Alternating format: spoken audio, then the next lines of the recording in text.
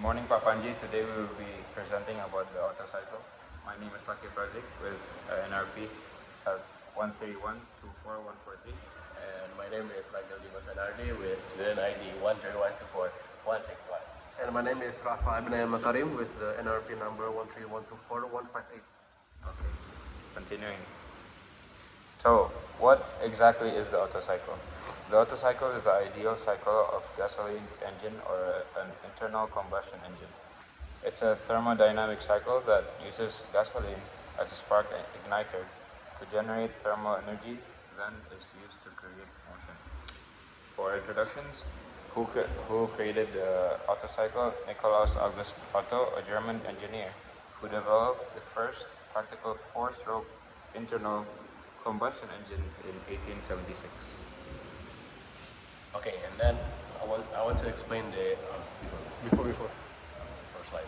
Yes, I want to explain about the process of the Otto cycle itself. So the cycle, there's a four cycle. The first one is intake, and there's compression, and then there's combustion, and there is exhaust. Where the intake is where the piston go to the bottom of the center to collect fuel and air mixture, and then after that the second cycle is the compression, where the piston compress the fuel air mixture and it'll be sparked with the spark plug, and then the third cycle there will be a combustion there where it'll create a tiny explosive where it will push the piston again to create power, and then the fourth one is the exhaust, where all of the gases from the combustion will be go straight to the exhaust.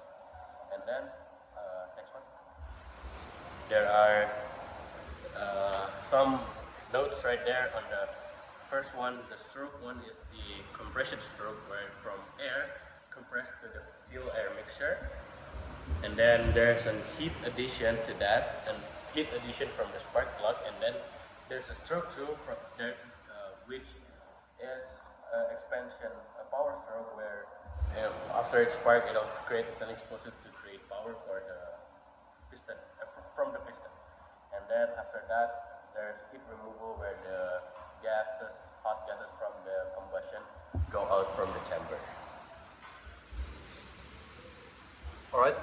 So as you can see, this is the diagram for this Otto cycle. So first, you can see this is from the PV diagram based on the gas.